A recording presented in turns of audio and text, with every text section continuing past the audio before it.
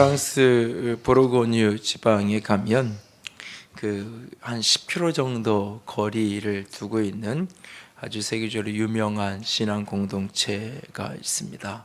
하나는 클리니 공동체라는 것이고 또 하나는 떼제 공동체입니다. 클리니 공동체는 910년에 세워진 곳으로 왕궁을 보는 듯한 거대한 건축 규모를 자랑하고 있는 공동체입니다. 교회와 세상을 변혁하려는 목적으로 설립되어서 수세기 동안 특별히 중세 유럽의 영적 수도 역할을 감당하게 됐던 곳입니다. 후에는 서방 권력의 중심이 되기도 하고 규모가 점점 확대되어져 갔다고 합니다. 그런데 인근에 10km 정도 떨어진 곳에 허름한 건물로 지어진 떼대 공동체라는 곳이 있습니다. 1940년 스위스의 25살 청년 로제 수사에 의해서 시작된 공동체입니다. 2차 세계대전의 참화 속에서 고통받는 사람들에게 안식처를 제공하고 화해와 평화를 실천하려는 목적으로 시작된 곳이죠.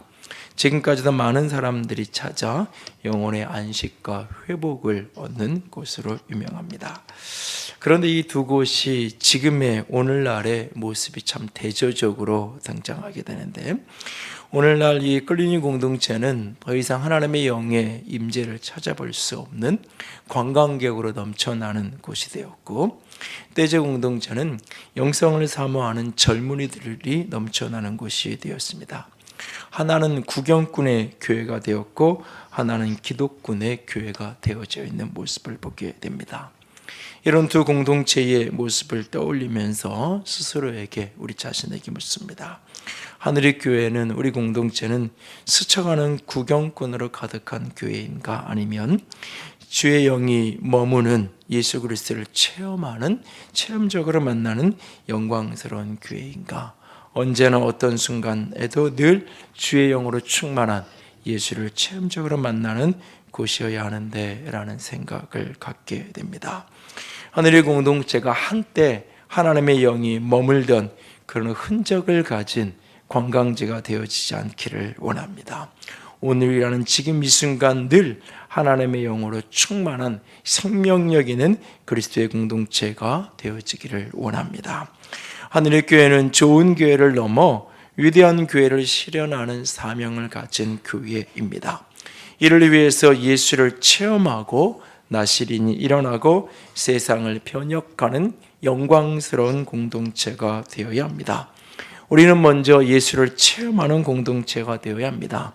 지난 주간에 이 부분에 대한 말씀을 같이 나눴습니다.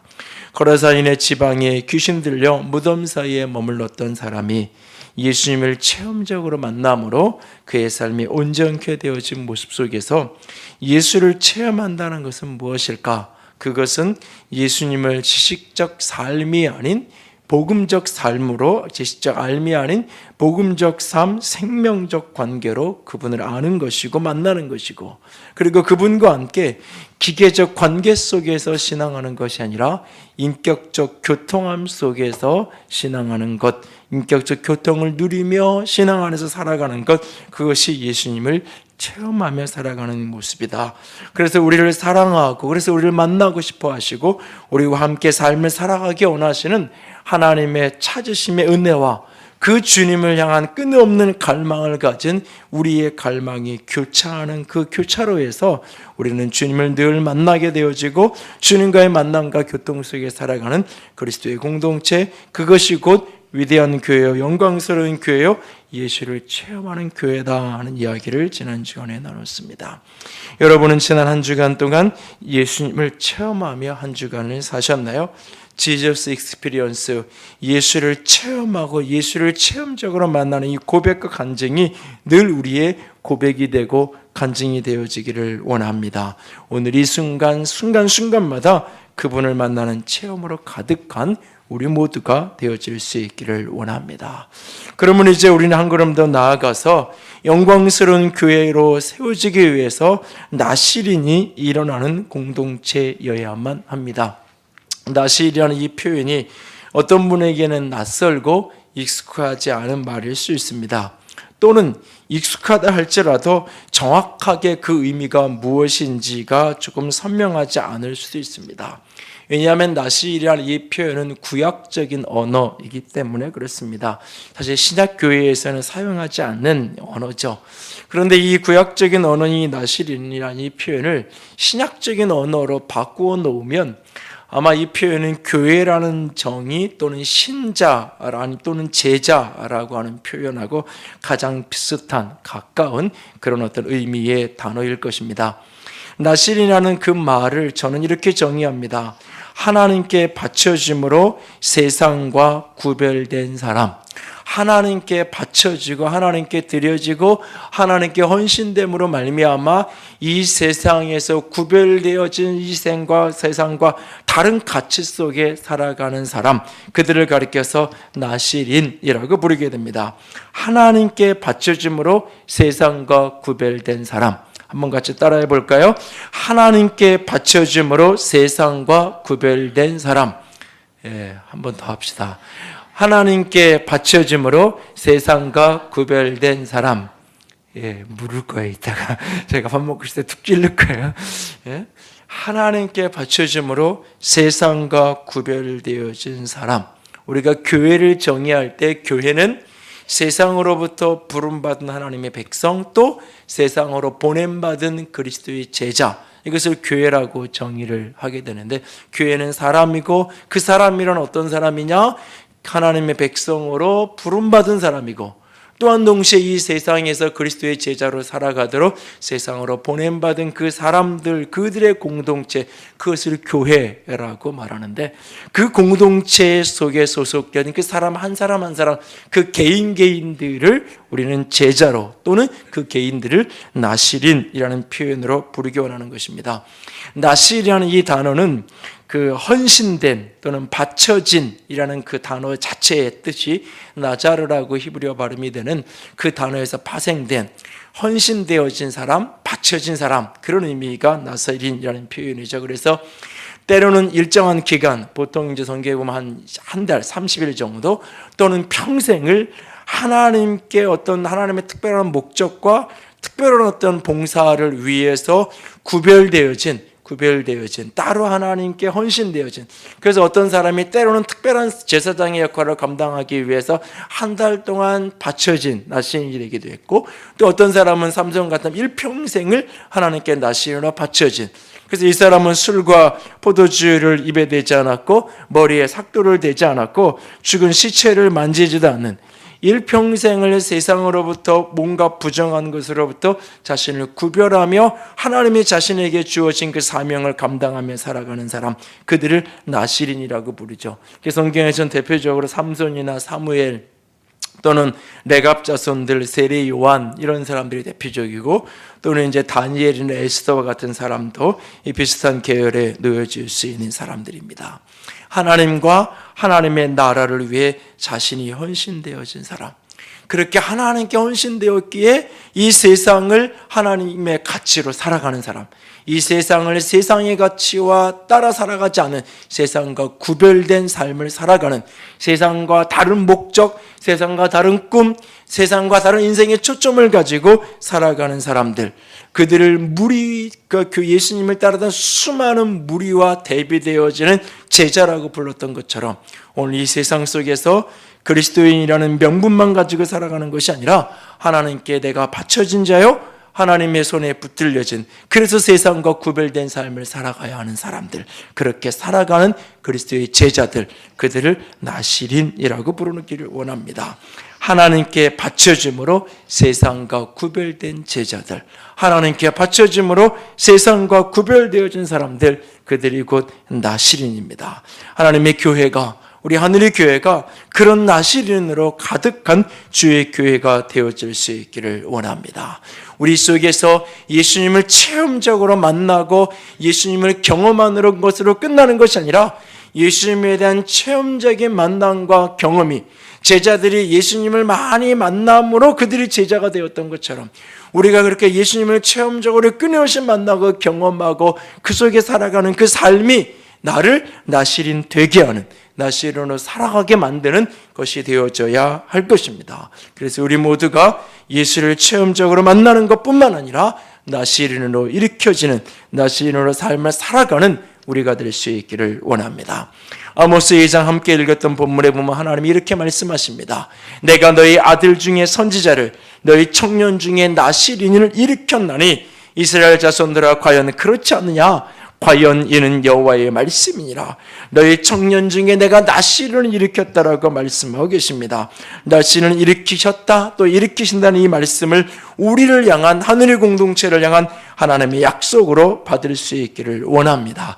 오늘 나시린의 약속을 하나님의 명령으로 또한 받을 수 있기를 원합니다. 그래서 우리 모두가 예수님을 체험적으로 만난 우리가 하나님의 나시린으로 바쳐진, 하나님의 나시린으로 이 땅을 살아가는 그런 주의 사람들, 주의 백성들이 되어지기를 원합니다. 그렇다면 좀 더 구체적으로 나시린이 일어난다는 것은 어떤 뜻일까요? 나시린이 일어난다라고 말할 때 그 조금 더 정확한 의미는 어떻게 정리해야 할까요? 첫 번째로 나시린이 일어난다는 것은 우리 자신이 나시린의 정체성으로 무장되는 것입니다. 우리들 한 사람 한 사람이, 우리들 자신이 나시린의 정체성으로, 나시린의 서원으로 무장되어지는 것, 그것을 가리켜서 나시린이 일어난다라고 말하기 원합니다. 구약성경에 나시린이라는 표현과 관련된 대표적인 사람이 삼손입니다. 삼손의 이 출생과 관련된 스토리를 보면 사사기 13장에 보면 삼손이 태어나기 전에 그의 아버지 어머니는 불임의 가정이었어요. 불임이었던 그 가정에 어느 날 천사가, 하나님의 사자가 찾아옵니다. 먼저 삼손의 어머니에게 찾아와서 말씀을 주십니다. 너는 임신하지 못했고 출산하지 못했다. 그런데 이제 내가 임신을 할 거고 아들을 낳게 될 것이다. 그러므로 너는 그 아들에게 포도주와 독주를 마시지 말며 어떠한 부정한 것도 먹지 못하게 해야 된다. 내가 임신하여 아들을 낳을 것인데 그 아들의 머리에 삭도를 내지 말라. 왜냐하면 이 아이는 태에서 나올 때부터 하나님께 바쳐진 나시린이기 때문이다. 그러므로 그가 블레셋 사람의 손에서 이스라엘을 구원하는 일을 시작할 것이다. 그는 태에서 나올 때부터 하나님께 바쳐진 나시린이다. 그는 내가 나의 목적을 위해서, 하나님이 쓰기 원하는 하나님의 목적을 위해서 내가 그를 이 땅에 보냈다. 그의 사명은 뭐냐? 블레셋으로부터 이스라엘을 구원하는 것이 바로 그의 사명이다. 그러므로 그를 나시린으로 구별돼서 키워라 라고 그의 부모에게 말하죠. 그 이야기를 듣고는 깜짝 놀라서 이 엄마가 이 남편이었던 마노아에게 찾아가서 자기가 받은 여호와의 사자가 말씀하신 걸 전합니다. 그러자 남편이었던 마노아가 하나님께 기도하죠. 그 아내에게 나타났던 여호와의 사자를 내게도 동일하게 보여달라고, 동일한 약속을 나에게도 해달라고. 그러자 하나님의 사자가 다시 한번 아버지였던 마노아에게 다시 한번 나타나서 동일한 약속을 주십니다. 그렇게 하나님께 약속과 비전 속에서 임신되어진 것이 삼손이라는 사람이었죠. 그런데 삼손은 그것을 듣지 못해서 알지 못했어요. 태어난 삼손이 어느 날부터 자신의 머리에 삭도를 대지 않은 그 부모의 양육 속에서 그 이야기를 들었겠죠. 그 이야기를 들으며 살아가던 그가 어느 날인가 그 부모가 들었고 부모가 했던 그 소원을 내 소원으로, 내 고백으로 받아들여야 되는 순간이 그에게 어떤 순간인가 분명히 있었을 거예요.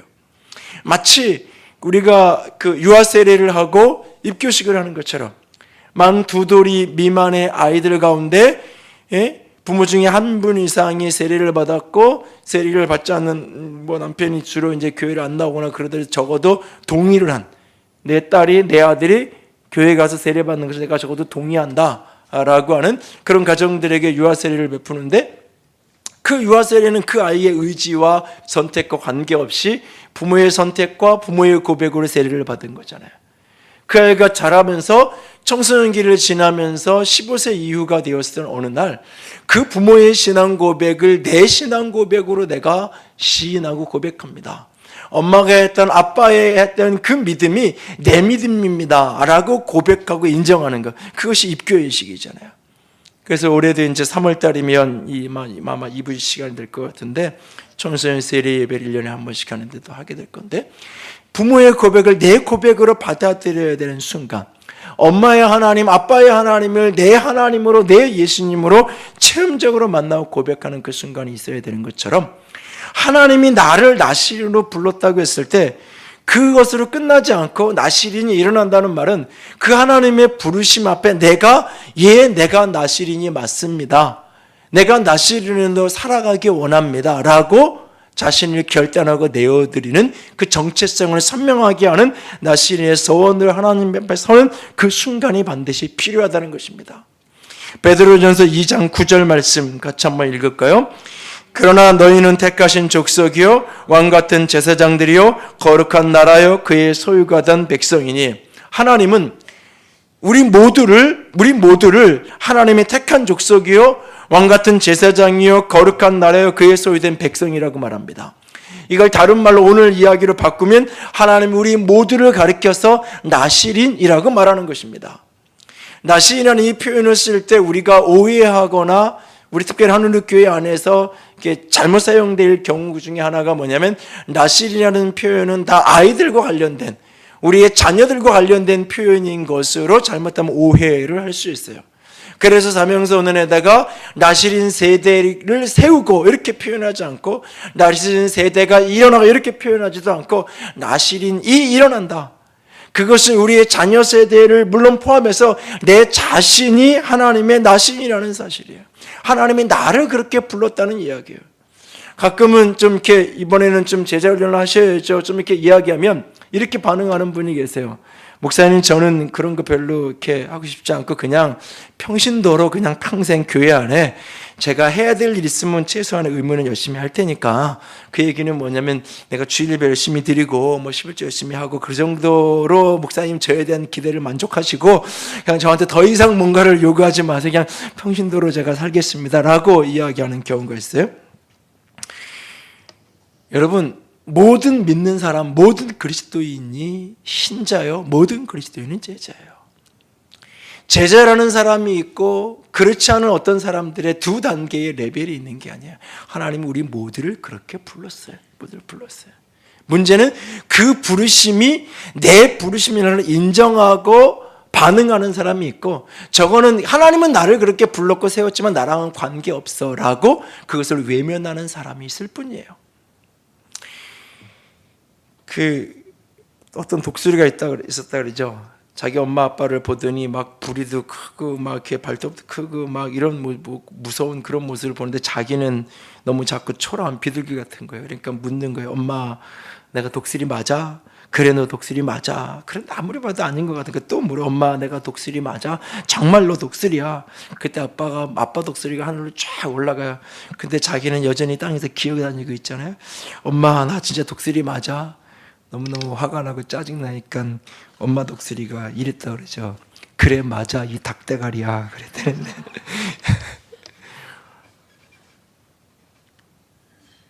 모든 그리스도인은 다 하나님의 제자예요. 도란노 서원에서 하는 아버지 학교 프로그램이 있는데 5주를 이제 하는데, 지역 교회에서도 이제 광명에서는 아마 저쪽 계명교회인가 사고 그러는데, 이 아버지 학교를 하면 뭐 거기 안에 프로그램도 있고 훈련도 있는데 그건 다 사실은 부수적인 거예요. 그러니까 아버지 학교에서 하는 핵심이 뭐냐면, 처음부터 끝까지 계속 5주 내 5번을 모이는데 한 3시간 4시간씩 반복적으로 계속 어떻게 보면 주입하다시피 그냥 아예 입만 열면 쿡 찔르면 나오게 만드는 게 뭐냐면, 나는 아버지다. 그래서 옷도 여기 나는 아버지다 써놓은 걸로 입고, 뭐 현수막도 그렇게 쳐놓고 그냥 눈에 들어오는 거 보는 거 다 입만 열면 어떤 간증을 앞에나 사례 발표를 하거나 뭘 발표를 해도 하거나 마지막에 끝 멘트는 나는 아버지입니다 얘기를 해야 돼. 그냥 나는 결혼한 거고, 근데 어느 날 부인이 임신을 한 거고, 그냥 애가 태어난 거고, 사람들이 나 닮았다 그러니까 닮은 줄 아는 거고, 내가 아버지인 것이 지식으로는 알지만, 그리고 아버지 맞아요. 그러니까 아버지니까 최소한의 해야 될 일을 해요. 자식 가정을 위해서 돈도 벌고 뭐 집에 오면 놀아도 주고 해요. 그러나 내 중심에서부터 내가 아버지라는 정체성이 없는 거예요. 그러니까 이거는 내가 도와주는 거예요. 아내가 해야 될 일은 내가 도와주는 거고, 내가 살펴주는 거고, 내가 그냥 옵션으로 뭔가를 더 해주는 것 뿐이에요. 내가 이것이 나를 이 땅에 보내신 사명으로 부르심으로 받아지지 않는 거예요. 그래서 모든 문제가 생긴다고 진단을 하는 거예요. 그래서 계속해서 방법론과 이런 건 다 두 번째 문제예요. 핵심이 뭐냐면 계속 우리는 5주를 안 될 것 같아서 12주를 그걸 좀 반복하려고, 남편이 보기에 사명이 없는 사람 같으면 꼭 강제로라도 수단과 방법을 가리지 말고 오늘 신청서를 써내게 하세요. 자기 정체성이 그게 돼야 그 다음이 되는 거예요. 나시린이 일어난다는 것은 내 자신이 나시린이라는 것을 인식하고 받아들이는 것에서부터 출발하는, 그 정체성을 갖는 것에서 출발하는 거예요. 그래서 성경은 나시린의 서원을 하는 것, 이렇게 때로는 표현하기도 하는 거죠. 그러니까 사람들은 세상은 나를, 하나님은 나를 나시린으로 이 땅에 두셨어요. 삼손만 하나님이 그 태에서부터 목적 있게 지으신 게 아니에요. 신약성경의 신약시대의 모든 그리스도인은 다 하나님의 사명자요, 하나님의 부르심 받은 소명을 가진 사람들이에요. 그것을 우리는 나시린이라고 말하는 거예요. 나시린이 일어난다는 것은 바로 내가, 내 아이들이 아니라 바로 내가 하나님의 목적 때문에, 하나님의 쓰시기 위해서 여기에 세워지고 여기에 존재하는, 여기에 서 있는 하나님의 나시라는 것을 인식하고 인정하고 받아들이는 거예요. 너는 택한 족속이요, 너는 왕같은 제사장이요, 너는 나의 소유된 백성이요, 너는 내 보물과 같은 내 백성이다라고 주님이 하셨던 그 말씀을 아멘, 예, 맞습니다. 내가 제자요, 내가 교회요, 내가 하나님의 나시린입니다, 내가 바로 그리스도인입니다 라고 하는 자기 정체성을 내가 분명하게 내면의 확신을 갖는 것, 이것을 분명하게 하는 것, 이것이 나시린이 일어난다는 첫 번째 의미예요. 한번 따라합시다. 나는 하나님의 나시린입니다. 입 안 벌리는 사람이 있는데, 나는 하나님의 나시린입니다. 내가, 여러분 자신이 그것이 나시린에 일어나는 첫 번째 모습이에요. 내가 하나님의 나시린을 일어나지 않았는데, 내 정체성이 불분명한데 내 자녀를 하나님 써주세요, 내 자녀를 하나님의 나시린 되게 해주세요. 그 말은 하나님 내 아이 성공하게 해주세요, 내 아이 세상에서 잘 먹고 잘 살게 해주세요, 하나님 내 아이 세상에서 높아지게 해주세요. 그 말과 똑같, 그 말을 그냥 교회적으로 표현했을 뿐이에요. 포장을 했을 뿐이에요. 언젠가 제가 말씀드렸잖아요. 한국의 최고 대학의 의대를 나온 아이가 어느 날, 엄마, 나 아프리카에 가서 내가 선교하면서 내가 배우고 이런 거 아프리카에 가난한 사람한테 사용할게요. 그랬더니 엄마가 했던 말, 야, 내가 너 보러 교회 다니면서 예수님에 대해서 배우라 그랬지 언제 예수님처럼 살라 그랬냐? 언제 내가 너한테 예수님처럼 살라 그랬냐? 그냥 교회 다니고 부모님 말 잘 듣는 착한 아이다라고. NTS 나시린 훈련 학교 한다 그러면 부모 말 잘 듣는 아이 만드는 학교, 공부 열심히 하는 아이들 만드는 프로그램, 그걸 오해하잖아요. 아니에요. 그래서 사실 지금 청년부 과정을 못 만드는 거예요. 청년부 과정을 만들면 애들이 다 직장 때려치고 딴 데 간다 그럴까 봐. 때로는 위험한 일일 수 있는 거예요. 근데 그 일이 가능하려면 나부터 가능해요. 내가 하나님께 헌신되어야, 내가 하나님의 나시린의 정체성이 분명해야 내 자녀도 하나님이 쓰시고 우사할 때 쓸 수 있는 거예요. 나시린이 일어난다는 그 첫 출발은 내가 하나님의 나시라는 정체성을 분명히 하는 겁니다. 두 번째는 부르심을 넘어 기름 부음이 부어지려야만 나시린이 일어날 수 있습니다. 나시린이 일어난다는 것은 부르심을 넘어 기름 부음이 우리 가운데 부어지는 거예요. 사사기 13장 24절과 25절 같이 읽을까요? 그 여인이 아들을 낳음에 그의 이름을 삼손이라 하니라. 그 아이가 자라매 여호와께서 그에게 복을 주시더니 여호와 영이 그를 움직이기 시작하셨더라. 여호와의 영이 그를 움직이기 시작하셨더라. 여러분, 진정 내 인생이 세상 가운데 우연히 던져진 존재가 아니고 하나님의 비전과 하나님의 사명을 가진 사람이라는 것은 기름 부음이 와야만 알아지는 거예요. 지난주에 나눴던 예수님을 체험하고 만나는 그 사건 속에서 내가 하나님의 자녀로, 하나님의 아들로, 하나님의 백성으로, 하나님이 나를 구원하신 구원자로 만나질 뿐만 아니라 그분을 만나는 그 속에서 하나님이 나에 대해서 가지고 계신 내 목적이 알아지는 거예요. 하나님이 나를 어디에 쓰시려고, 하나님이 나를 무엇을 위해 지었는지, 하나님이 나를 구원하실 뿐만 아니라, 나를 구원해서 천국에 데려가실 뿐만 아니라, 천국 백성 만들 뿐만 아니라 이 땅에 살아있는 날들 동안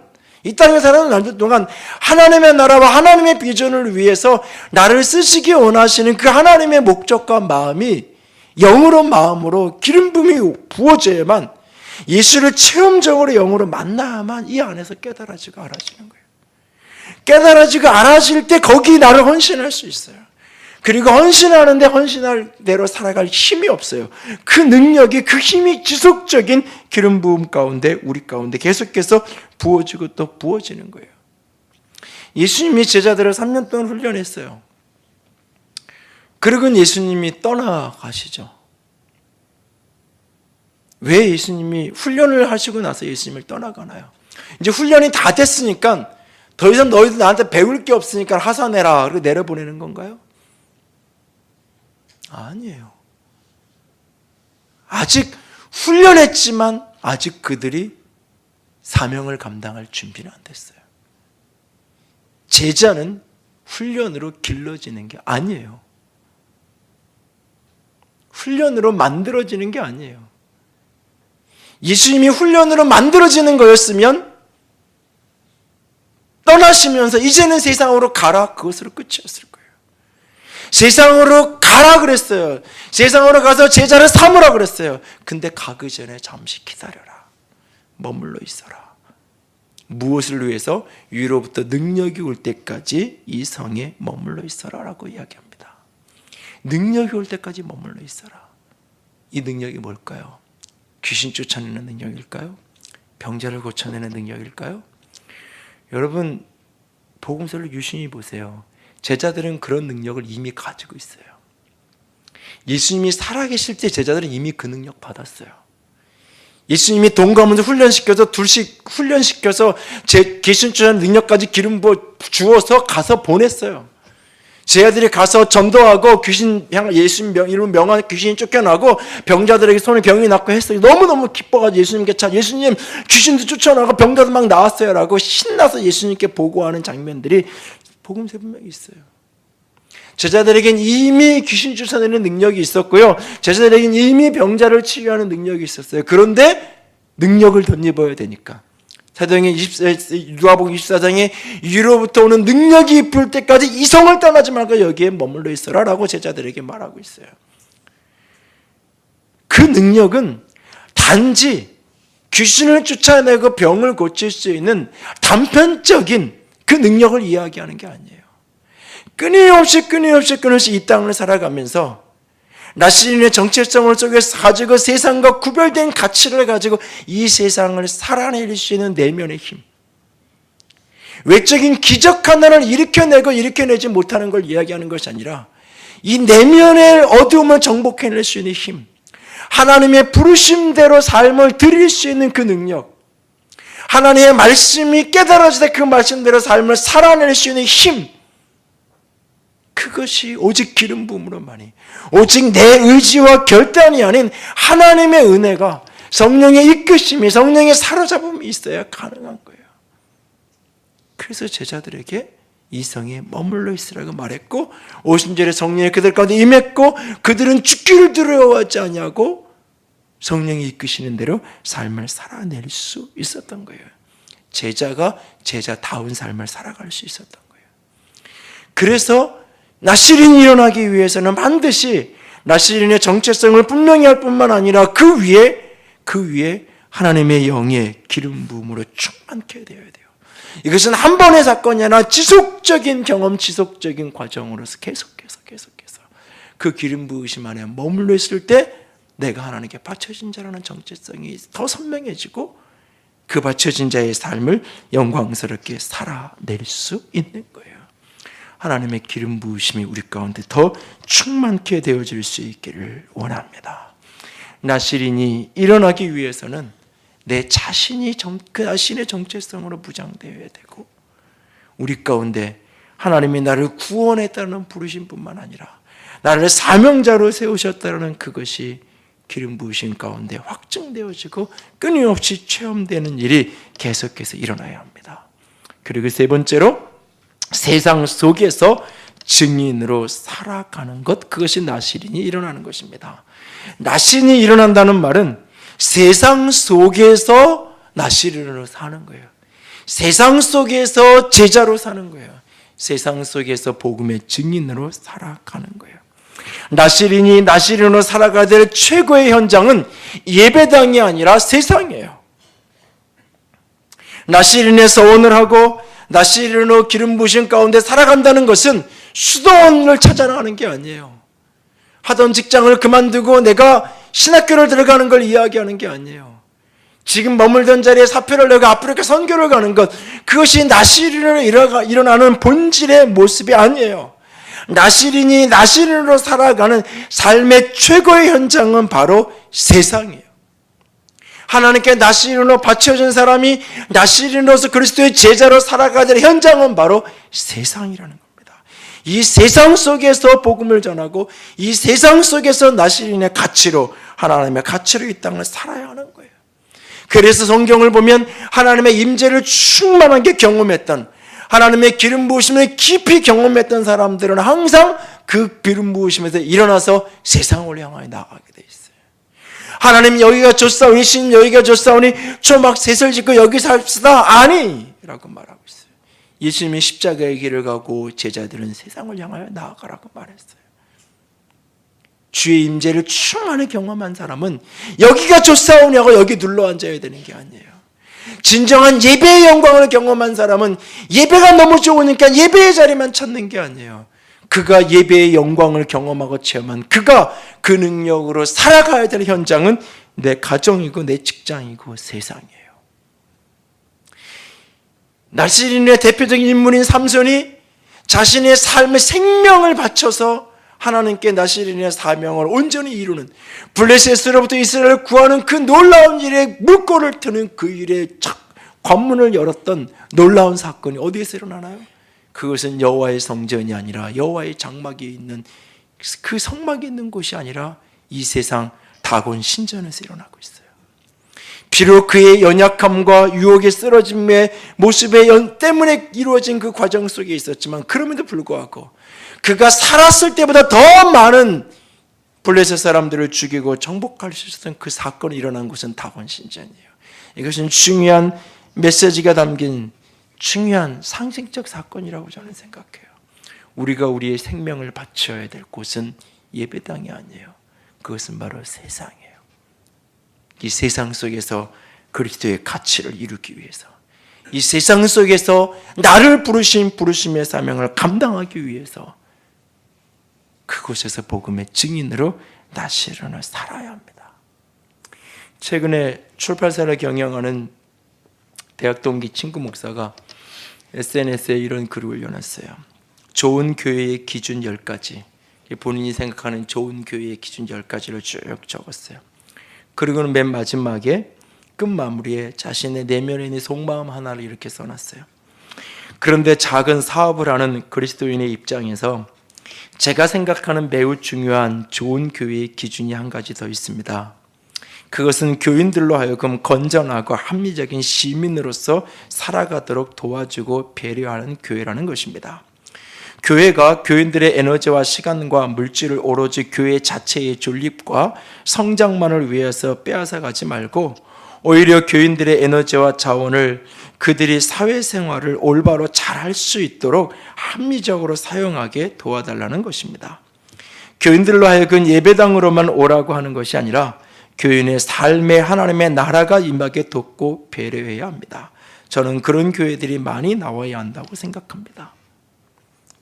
솔직하게 지역교회 목회자의 입장에서 오면 조금은 껄끄러운 표현일 수 있습니다. 그러나 가장 성경적인 교회에 대한 고백이라고 저는 생각합니다. 목회자의 입장, 지역교회 목회자의 입장에서 보면 성도들이 주중에 내 눈에 보일수록 그 사람이 좋은 신앙인인 것처럼 보입니다. 목사의 눈에 많이 띌수록 신앙생활을 잘하고 믿음 생활을 잘한 신실한 그리스도인인 것처럼 보입니다. 그러나 조금만 시각을 넓게 보면 전혀 다른 문제일 수 있습니다. 사회생활을 하는 사람들 입장에서 보면 성도들이 주일에 듣고 배운 말씀을, 그리고 내가 믿음으로 고백하고 기도한 그 기도를 직장에서, 세상에서, 가정에서 얼마나 내가 그 말씀대로, 그 기도대로 정직하게 신실하게 살아내고 있는가 하는 것이 굉장히 중요한 문제입니다. 소위 자신은 좋은 교회에 다닌다라고 이야기해요. 한국 교회 가운데서 소위 좋은 교회라고 소문났던 많은 교회들이 지금 아수라장이 됐잖아요. 왜요? 좋은 교회라는 정의가 왜곡되어 있었기 때문인 거예요. 나는 좋은 교회에 다닌다고 하는 사람이 모든 에너지를 교회에다 다 쏟아붓고는 직장에서는 직장 생활을 성실하지 못하고 엉망이고, 직장 속에서는 사람들과의 관계 속에서 늘 트러블과 마찰 속에서 살아가고, 그 사람을 그냥 교회 목사는 늘 교회에서만 교인들을 보니까 자주 보이는 그 사람이 신앙생활 잘하는 것처럼 나는 속을 수 있어요. 하나님이 보시는 관점은 다를 수 있다는 거예요. 언젠가 어떤 분이 사무실에 직원이 필요해서 찾다가 없는 보니까 교회 늘 청년들 중에 늘 너무 이렇게 좋아 보이는 청년이 있어요.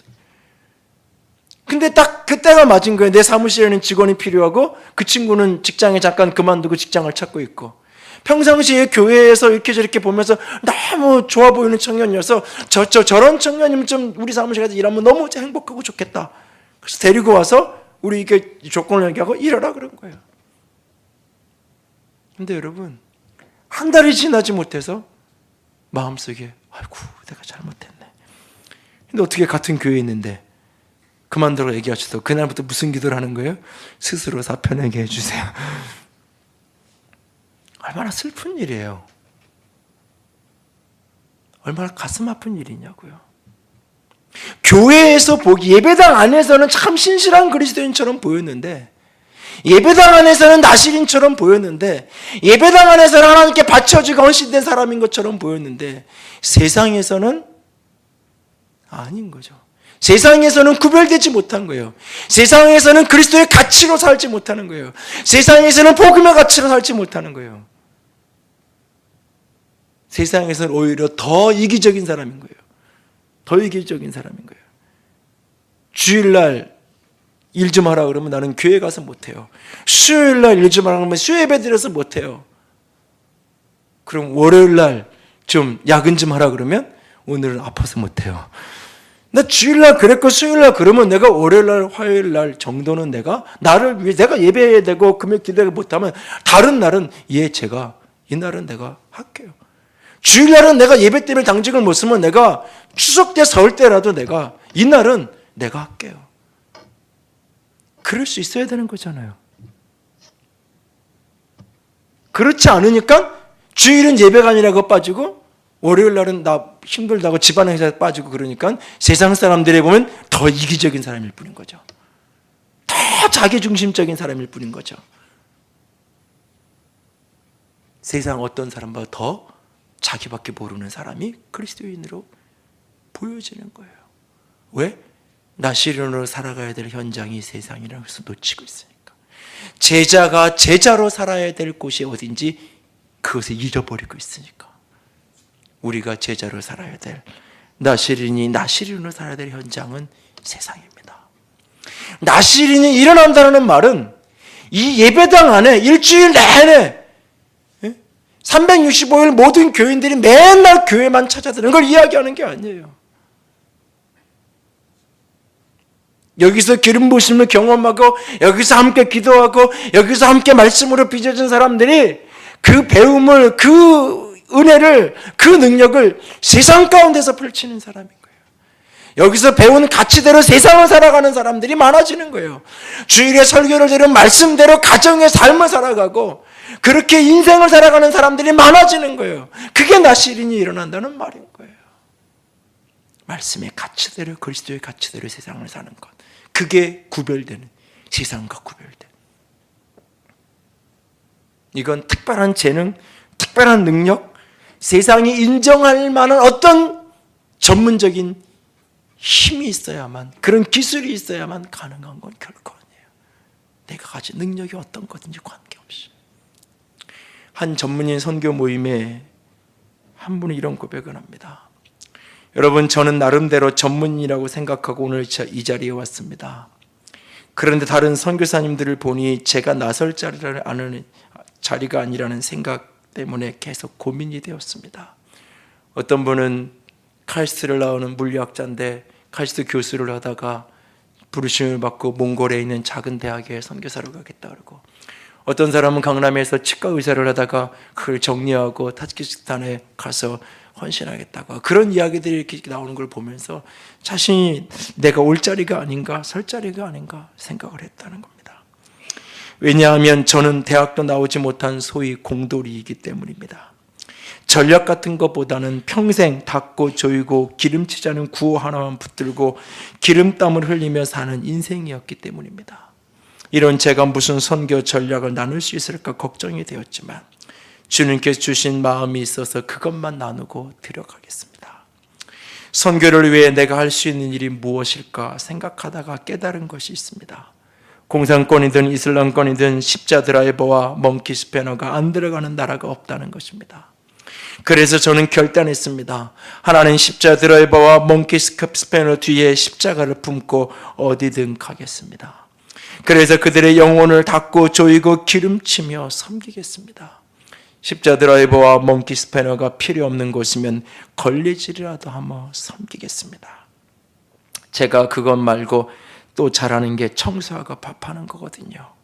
걸레질하고 밥해주면서 그들을 열심히 사랑하겠습니다. 부모님을 닮아서 성실한 것 하나는 남들이 알아준답니다. 어디를 가든 어디서든 열심히 사랑하고 섬기겠습니다. 이렇게 부족한 저를 하나님이 써주시도록 저를 위해서 기도해 주시기 바랍니다. 우리가 세상 속에서 나실인으로 산다는 것은 세상이 다 인정하는, 세상이 다 존경할, 부러워할 만한 어떤 능력을 가져야만 가능한 게 아닙니다. 내가 서 있는 자리가 어떤 자리든지 관계없이, 누군가가 그것을 알아주든 알아주지 않든 관계없이, 영향력이 얼마가 되든지 관계없이 내가 선 그 자리 걸레질을 하고 밥을 하는 그 순간조차도 내가 그리스도의 가치로, 세상 사람의 가치와 다른 하나님의 가치로 살아가기로 결단하고 그렇게 살아가는 사람들, 그들이 바로 나실인입니다. 하나님은 여러분 나를 나실인으로 부르셨습니다. 이 정체성을 분명히 하는 것에서부터 시작합시다. 나는 관계없어. 나는 어떻게 그냥 교회에 한번 나와 주는 것만 가지고도 나는 참 힘든 일 하는 거야. 최선을 다하는 거야. 그래, 어떤 분이라는 게 최선일 수 있어요. 그러나 하나님이 내 인생을, 나를 이 땅에 보내셨을 때 하나님이 나를 그렇게 평생 그냥 입에 풀칠이나 하며 살아라고, 죽지 못해 그냥 어쩔 수 없이 살았으니까 사는 인생으로 하나님이 나를 그렇게 이 땅에 보내지 않으셨다는 이야기예요. 하나님이 여러분을 나실인으로 목적 있게 보내셨습니다. 그 부르심을 먼저 정체성을 분명하게 확증하는 것에서 시작합시다. 그리고 하나님의 기름 부음을 구하고 엎드립시다. 그리고 그 능력으로 일어나 세상을 나실인으로 살아갈 수 있는 저 여러분이 될 수 있기를 부탁을 드립니다.